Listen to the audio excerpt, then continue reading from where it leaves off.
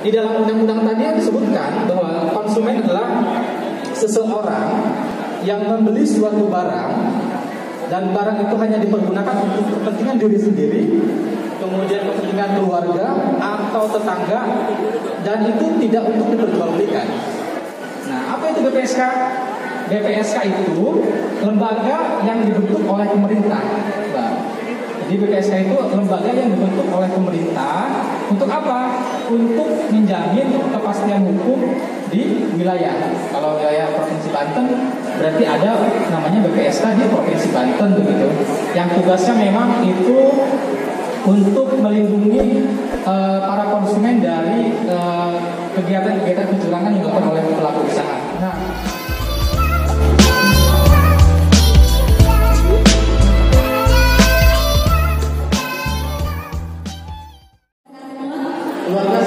teman-teman di kantor sehat? Oke, ini kita akan bincang-bincang dulu atau langsung ada yang ingin disampaikan nih dari Madam Pak Irfan? kita langsung tidak. Oke, mau langsung aja nih, to the point banget ya Pak Irfan. Oke, nggak apa-apa, oke Pak Irfan. Boleh minta tepuk tangannya dong untuk Pak Irfan dari Disperindak 1 Provinsi Banten. Kami persilahkan Pak. Oke, terima kasih. Terima kasih Mbak Punten, Mbak siapa? Oke, Mbak Anessa, terima kasih sudah memberikan kesempatan kepada saya. Perkenalkan, nama saya Irfan Muntaha, saya dari Serang, dan hari ini hadir bersama teman-teman dari Disperindak Provinsi Banten. Gitu ya. Siap. Bapak dan Ibu yang sudah makan, Pak? Sudah makan? Belum. Hari ini kita dulu. Makan belakangan suasana bahagia tentunya.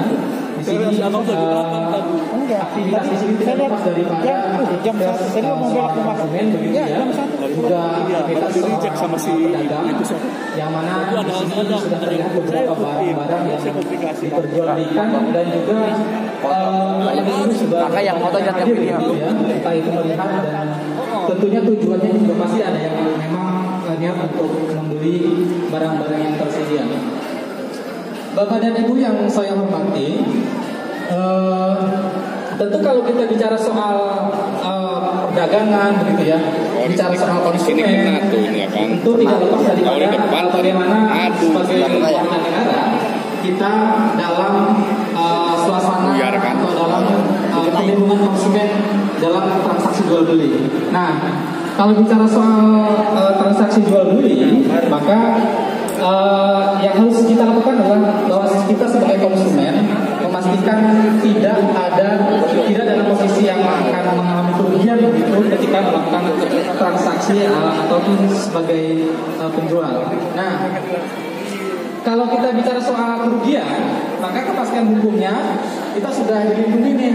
Kita sudah ada undang-undang yang mengatur terkait dengan bagaimana itu yang disebut dengan perlindungan konsumen. Nah, perlindungan konsumen itu dijelaskan di dalam Undang-Undang Nomor 8 Tahun 1999. Dijelaskan tentang apa itu perlindungan konsumen. Nah, dalam undang-undang itu tentu yang harus kita ketahui adalah kata kunci apa sih itu konsumen, gitu ya kira-kira.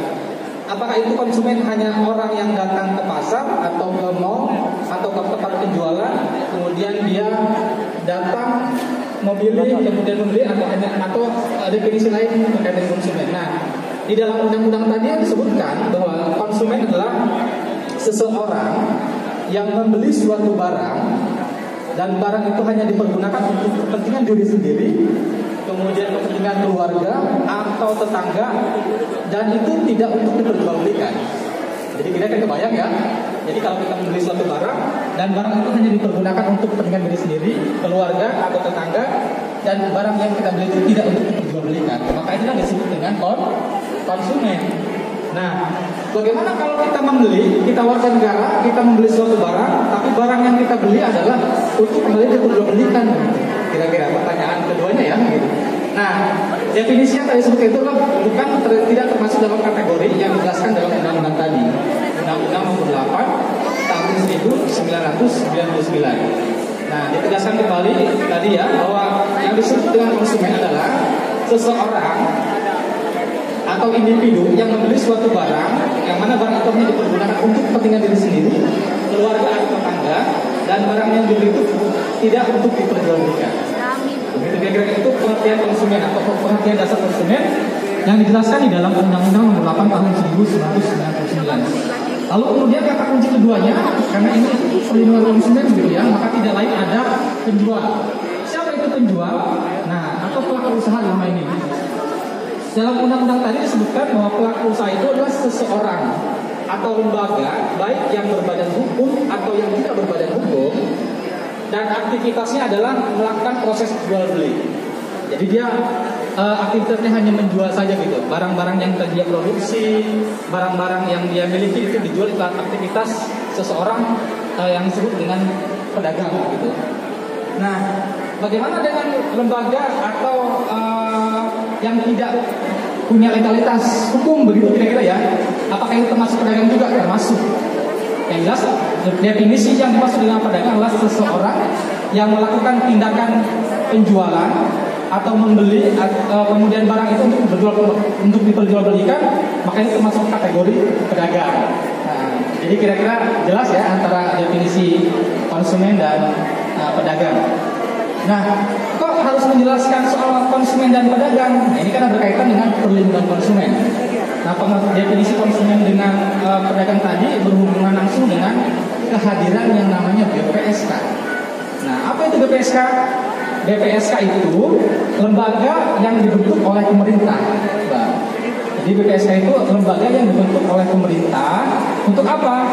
Untuk menjamin kepastian hukum di wilayah. Kalau wilayah Provinsi Banten berarti ada namanya BPSK di Provinsi Banten begitu. Yang tugasnya memang itu untuk melindungi para konsumen dari kegiatan-kegiatan kecurangan yang dilakukan oleh pelaku usaha. Nah, apa itu BPSK? Nah, BPSK di Banten sendiri sudah terbentuk di Tangerang, kemudian di Serang. Jadi BPSK hadir untuk memberikan pelayanan langsung terhadap para konsumen yang memang mempunyai masalah dengan para pelaku usaha. Nah, BPSK itu tugasnya untuk apa sih? Nah, BPSK itu tugasnya untuk melakukan ada beberapa kegiatan yang dilakukan BPSK. Yang pertama adalah melakukan penelitian. Ini di Provinsi Banten ini kenapa sih kok sering terjadi yang namanya keluhan konsumen begitu ya? Ini pas begitu membeli produk ternyata produknya tidak sesuai yang diharapkan. Ketika membeli suatu barang ternyata barang yang dibeli itu tidak sesuai dengan harapan. Maka itu adalah bagian daripada tujuan kehadiran BPSK sendiri. Nah, BPSK di dalam Undang-Undang Nomor 8 Tahun 1999 itu lembaga yang diwakili oleh 3 unsur. Nah, yang pertama unsur dari unsur pemerintah, kemudian unsur konsumen, dan juga unsur pelaku usaha.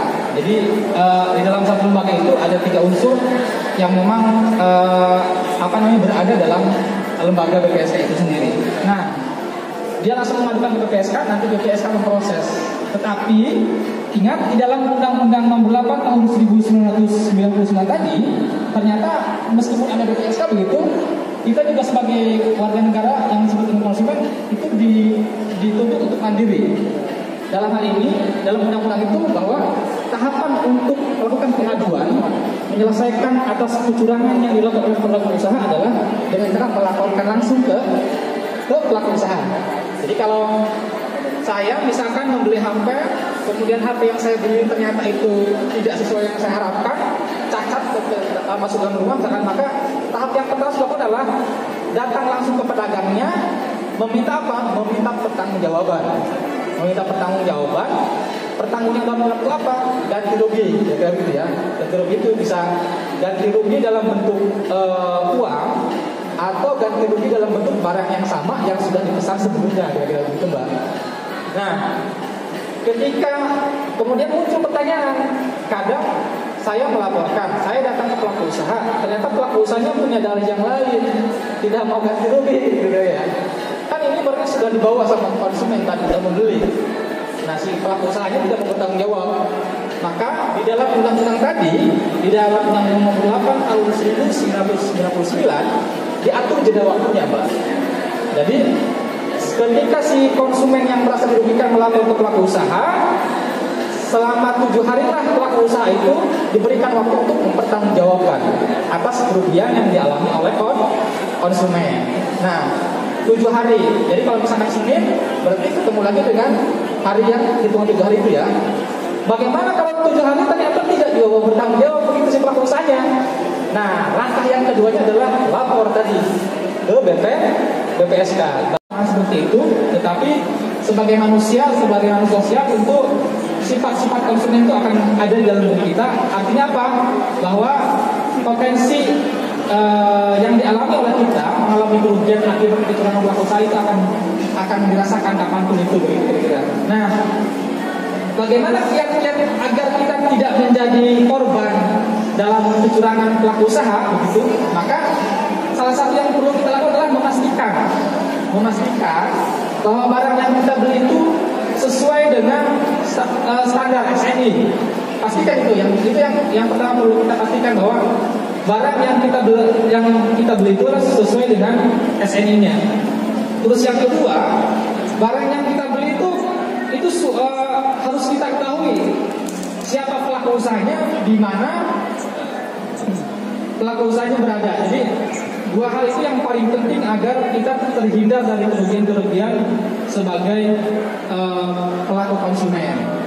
Nah itu Mbak kira-kira yang terkait dengan bagaimana agar kita terhindar dari kecurangan-kecurangan yang dilakukan atau kerugian yang dialami oleh si pelaku usaha. Nah mungkin Bapak dan Ibu yang di sini, saya juga mungkin pernah mengalami mungkin ya, ketika membeli suatu barang gitu ya, barang yang saya beli tidak sesuai dengan apa yang saya harapkan. Sering nggak? Sering, apalagi online Pak. Nah itu apa yang kadang barangnya kita tidak terlihat, kita hanya melihat gambarnya saja. Ya. Nah yang perlu kita pastikan adalah siapa penjual daripada barang ini. Nah beberapa waktu lalu saya mendapatkan laporan dari seorang tetangga begitu ya. Dia membeli kosmetik begitu ya. Kalau perempuan kan senangnya kosmetik gitu. Ternyata kosmetik yang dia beli itu tidak lengkap. Ada salah satu alat kosmetiknya itu yang tidak masuk dalam paket pengirimannya itu. Nah beruntungnya si ibu yang membeli dia tahu di mana perusahaan yang mau menjual barang yang dia beli itu. Alhamdulillahnya dia secara mandiri begitu ya, dia mendatangi langsung si pelaku usahanya dan meminta pertanggungjawaban agar barang yang dia beli sesuai dengan pesanan. Nah, itu. Terima kasih loh informasinya. Karena dulu juga kan di sekolah pernah mendapatkan hal seperti ini. Tapi saat itu kan masih muda, belum mengerti seperti apa sih nanti dunia bisnis gitu ya. Ketika kita jadi pedagang atau ketika kita jadi pembeli. Ya. Saat ini sudah dialami nih Pak. Mungkin Bapak Ibu yang ada di sini juga semuanya mengalami. Entah itu kita sebagai konsumen ataupun kita sebagai penjual ya, ataupun kita sebagai pelaku penjual gitu ya Pak ya. Karena dua-duanya kan harus kita pahami ya kan. Dua-duanya dalam undang-undang ini dua-duanya punya hak dan kewajiban. Betul, punya hak dan kewajiban ya, walaupun memang berbeda. Hanya nih Pak ya, bukan berarti bahwa kita tinggal di Indonesia ini tidak baik gitu ya. Banyak sekali hal-hal ketika kita akan melaporkan sesuatu. Sebetulnya bukan gratis atau tidak sih melaporkan ini, gitu ya. Tapi berapa lama akan ditanggapi? Nah, biasanya hal seperti itu. Biasanya kemudian keluarlah statement bahwa ini kan tidak cuma satu laporan yang masuk, tapi ribuan laporan yang lain, gitu ya. Nah, kadang-kadang hal seperti itu ya mungkin membuat kami sebagai konsumen merasa tidak dilayani dengan baik. Nah, seperti apa sih dari Dispenser sendiri menanggapi hal seperti itu? Ya, memang kalau soal sengketa konsumen begitu ya, itu pelayanan dasar. Kenapa harus disebut pelayanan dasar? Karena memang melekat dalam diri kita sebagai konsumen begitu. Setiap orang pasti punya perilaku transaksi jual beli begitu ya. Nah, itu ada batasan waktu atau kewenangan khusus yang diberikan oleh undang-undang terhadap lembaga yang menyelesaikan sengketa itu sendiri. Dalam hal ini BPSK lah begitu ya. BPSK. Waktunya berapa hari? Dalam waktu 21 hari. Oke. Jadi si konsumen melaporkan ke BPSK dan BPSK wajib menyelesaikan persoalan yang dilaporkan dalam waktu 21 hari. Jadi kalau 21 hari BPSK tidak menyelesaikan persoalan itu, ya berarti itu kewenangan pelaksananya tidak dijalankan oleh pemerintah. Oke, dan kita bisa melihat informasinya ya. Betul. Sudah sampai mana pelaporan kita gitu ya. Sama seperti mungkin seperti kita pelaporan ke kepolisian. Betul. Seperti itu ya. Tapi yang tidak kalah penting adalah karena kalau kita pasti sudah sama-sama tahu soal isi undang-undangnya ya. Ya. Jadi kalau kita merasa ragu lapor ke PPSK begitu ya, atau dalam hal ini pemerintah yang berwenang menerima pelayanan itu, kita secara mandiri saja datang ke pelaku usaha meminta pertanggungjawaban. Kenapa demikian? Karena dasar hukum yang saya sebut tadi, ketika si pelaku usaha dia memberikan suatu barang yang tidak sesuai yang diinginkan oleh konsumen, maka wajib memberikan ganti rugi. Ganti ruginya bisa dalam bentuk pengembalian uang, barang yang diinginkan ya kan. Tergantung bagaimana antara si konsumen dengan si pelaku usaha sendiri dalam menyelesaikan masalah itu. Oke, karena kalau saya sebagai pedagang masih ada waktu? Masih? Oh sudah habis. Boleh satu lagi? Karena kalau sebagai pedagang, karena saya juga kan pedagang juga nih Pak ya. Kita kan selalu memberikan arahan kepada konsumen. Ketika menerima barang, takut terjadi sesuatu hal yang tidak diinginkan, divideokan gitu ya kan. Kalau kita sebagai pedagang udah enak nih ya kan. Kalau nggak ada video ya udah berarti nggak ada bukti gitu ya. Tapi kan tidak semua orang bisa memvideokan itu gitu loh ya. Kadang-kadang lupa gitu ya. Begitu sampai mending kalau harganya cuma 100-200 ribu gitu ya Pak. Ini yang harganya udah juta-jutaan begitu sampai ya Allah ternyata bukan handphone isinya. Ternyata bukan handphone isinya ya Allah. Cuma kotaknya doang gitu kan. Kita sebagai pedagang kan sebenarnya kita sudah memenuhi kriterianya misalnya nih. Ini bagaimana untuk kita bisa bersinergi baik dengan para konsumen yang mungkin belum teredukasi dengan baik bagaimana caranya ketika bertransaksi online ya. Saat ini online ya kita bicaranya Pak ya. Karena kan kalau belanja langsung beli kan kita udah tahu cacatnya ada di mana gitu kan. Bagusnya seperti apa. Oke, yang jelas ada penegakan hukum terkait dengan konsumen adalah menjadi kewajiban kita sebagai warga negara untuk dijaga. Jadi bagi kita yang tahu, maka kita wajib mengedukasi entah itu saudara, tetangga dan semua warga agar bisa terhindar dari soal kecurangan atau sengketa konsumen. Nah, yang jelas tadi sudah disampaikan bagaimana agar kita terhindar dari bentuk-bentuk kesalahan atau kecurangan pelaku usaha. Yang pertama pastikan siapa, di mana perusahaan yang menjual barang itu sendiri. Kenapa demikian? Betul. Kenapa demikian? Karena itu untuk mempermudah kita. Ketika kita mengalami kerugian, kita akan mempermudah menyelesaikan persoalan itu sendiri. Bisa datang langsung, bisa telepon, gitu ya. Ada juga menulis orang, apa? Untuk meminta pertanggungjawaban atas apa yang sudah terjadi. Selebihnya, kalau warga Indonesia, warga Banten khususnya begitu, kalau menemukan persoalan tadi merasa dirugikan oleh pelaku usaha atas barang yang dibeli, maka jangan ragu-ragu datang untuk ke BPSK. Di Tangerang ini ada, Di Tangerang ya? BPSK ini ada sudah di Tangerang. Itu oleh siapa? Oleh pemerintah Provinsi Banten demi meningkatkan pelayanan terhadap pemerintah. Kalau BPSK-nya tidak ada, misalkan tidak harus ke BPSK, dan bisa juga datang ke BPSK langsung melaporkan terkait dengan kasus-kasus yang dialami. Baik, terima kasih banyak Pak Irfan untuk segala informasinya. Mudah-mudahan ini membuka pengetahuan kita dan menambah lagi, mengingatkan lagi ya bagaimana sebagai konsumen kita harus benar-benar jeli dan teliti. Ya, termasuk saya juga sudah mengedukasi saya sendiri. Asik. Menjadi konsumen yang cerdas.